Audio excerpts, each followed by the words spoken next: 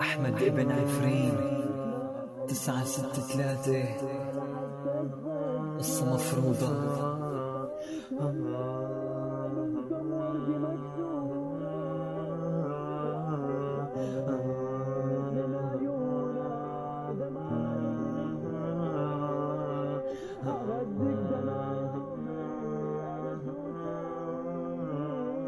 لو كان بيدي أنا بداوي شغلي مفروضة من شجرة هي مقطوعة لك حتى التمهيد صارت بلش من أول ستوري لأحكي عن قصة واقعية، قصة بنت وشاب مانها عادية. البنت كانت هاد أول حب بحياتها، حبت شخص قالت ما راح تبعد عنه بحياتها. كانت ماشية على شط البحر وجاها شاب وحكى معها.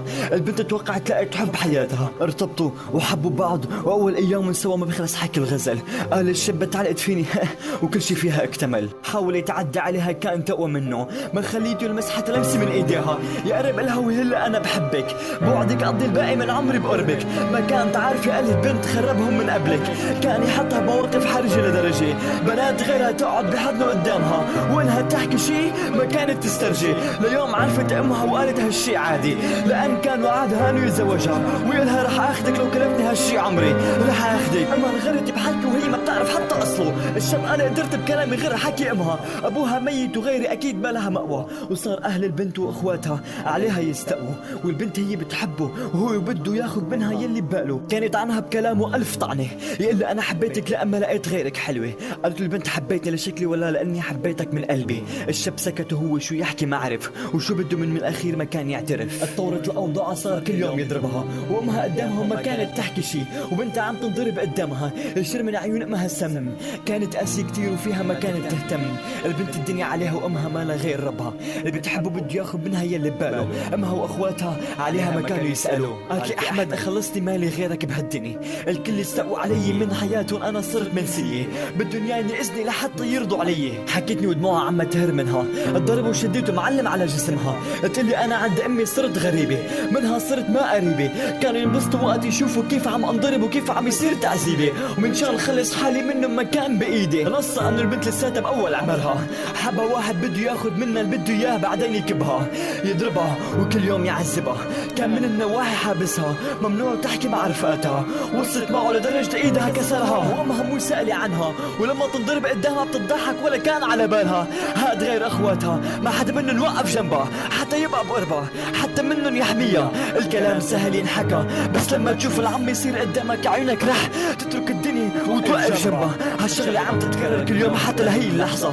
اسيوا عليها وهي ما لها غير ربها. لو كان ابوها عايش ما كان صار هالشي، كان موت الكل كل من راحتها، وراحتها ما عم تشوفها الا بمنامها. امها بتملق ناعز الوجهين قدام الناس، بحبك يا بنتي، ولما يكونوا لحالهم بتقلها انت مين؟ تجاوب بدها وتقلها انا يلي بعتوني وما تعرفت علي وعيشتوني بأنين، انا يلي جرحتوني ولساتي بعمري اول السنين. هدموا قلب هذا صخر، عم تعيشوني ايام زعلك ولا قهرتوني. البنت اللي طعنتوا فيها وما خليتوا زر الطيبة انتوا بقلبكم، ما خليتوا فيني ولا زر الطيبة حتى اني بيوم سامحكم.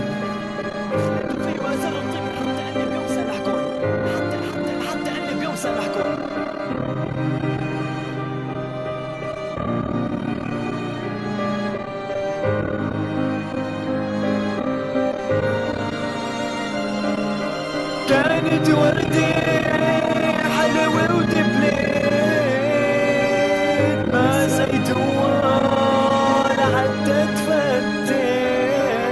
صارت هلا منكم وردي مكسورة، راحت خابر من عيونها، دمعة نزلت سابت عغدك دمع يا عمري أنا شو ساوي؟ لو كان بإيدي جرحك أنا بداوي، شغلي مفروضة من شجرة هي مقطوعة، لك حتى التمهيد صارت مو مسموع.